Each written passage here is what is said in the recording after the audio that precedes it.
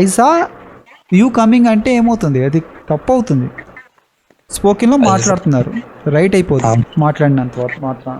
అందుకనే వాళ్ళు ఏం చెప్పారంటే స్పోకెన్లో చూడండి, నేను ఎవరు చెప్పంది చెప్తున్నాను. ఐ సా యూ కమింగ్ అని చెప్తారు వీళ్ళు స్పోకెన్లో. అంటే నువ్వు వచ్చింది నేను చూశానని. అది రైట్ కాదు, తప్పని మీకు తెలుసు. ఎందుకంటే నౌన్ అవుతుంది ఇది. కమింగ్ అనేది జిరండే కానీ నౌన్ లాగా అవుతుంది. సో నౌన్ అయితే దాని ముందు ఏమి ఉండాలి, ఒక యాడ్జెక్టివ్ ఉండాలి, పొజిటివ్ యాడ్జెక్టివ్స్, యువర్ ఉండాలి, మై ఉండాలి. సో అంతవరకు కరెక్ట్. ఇప్పుడు వీళ్ళు చెప్పేది ఐ సా యూ కమింగ్ అంటే ఇది రైట్ అయినప్పుడు వైల్ ఎందుకు ఇది తీసుకొచ్చారు? ఐ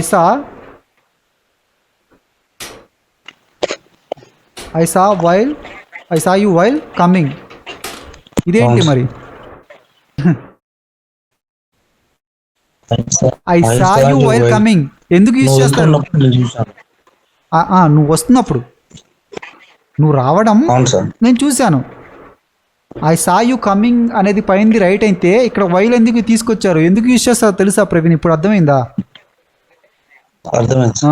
ఇది రైట్ కాదు. ఐ సా యువర్ కమింగ్ అని చెప్పాలి. సారీ, యువర్ కమింగ్ అని చెప్పాలి. ఐ సా రెండు ఇన్సిడెంట్ ఒకేసారి. ఎందుకు వైల్ అని పెడతారు మీకు తెలుసు, అది తెలుసు, ఇది తెలుసు, బట్ మీరు తప్పే యూజ్ చేస్తున్నారు.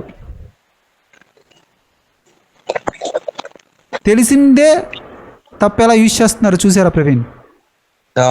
కానీ చెప్తే అర్థం చేసుకోరు, మొండిగా వాదిస్తారు తప్పే అని. వైల్ ఎందుకు యూజ్ చేశారు, ఇంట్రడ్యూస్ చేశారు వైల్ అనేది? పిచ్చోళ్ళు అయ్యా వాళ్ళు.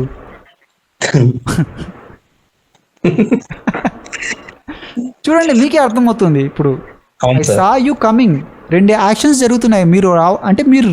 మీరు రావడం చూసానా, మీరు చేసిన యాక్షన్ని చూశాను నేను. మీరు చేసిన యాక్షన్ని అంటే యువర్ యాక్షన్ అని చెప్తాం కానీ యూ యాక్షన్ అని చెప్పాం. ఐ సా యువర్ కమింగ్ అంటాము, ఐ సా యూ కమింగ్ అని చెప్పము. స్పోకెన్లో మాట్లాడతారు, తప్పది. స్పోకెన్లో మాట్లాడతారు, తప్పే.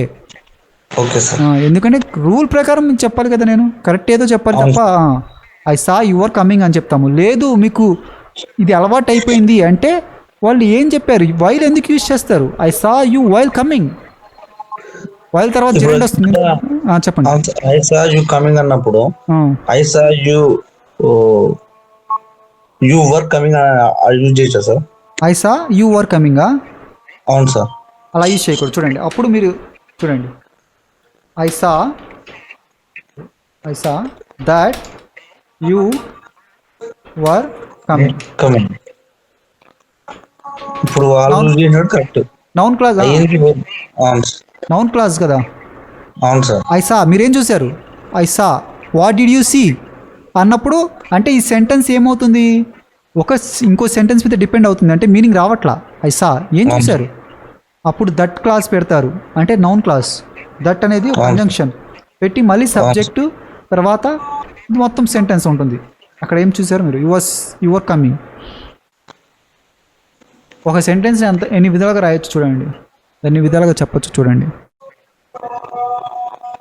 అర్థం చేసుకోవాలి. తప్పు మాట్లాడుతున్నంత మాత్రాన అది రైట్ అయిపోదు. ఒక 100 మందిలో 50 మంది మాట్లాడుతున్నంత మాత్రం రైట్ అయిపోదు. If you want to learn real English grammar, so మీరు తప్పనేది నేర్చుకోకూడదు. మీరు మాట్లాడాలి అనుకుంటే, నేర్చుకోవాలనుకుంటే రియల్ ఇంగ్లీష్ గ్రామర్ అని. సో మీరు అంటే మీరని కాదు, నాట్ యూ. ఎవరైతే తప్పుగా అని వాదిస్తున్నారో మూర్ఖత్వంతో. But my students, I want give clarity to my students. నా స్టూడెంట్స్ ఇవ్వాలి ప్రతిదీ కూడా. చూడండి ప్రవీణ్, చెప్పండి. ఎప్పుడు మూర్ఖులతోని ఒక కొటేషన్ ఉంటుంది సార్, మూర్ఖులతోని మనం వాదిస్తే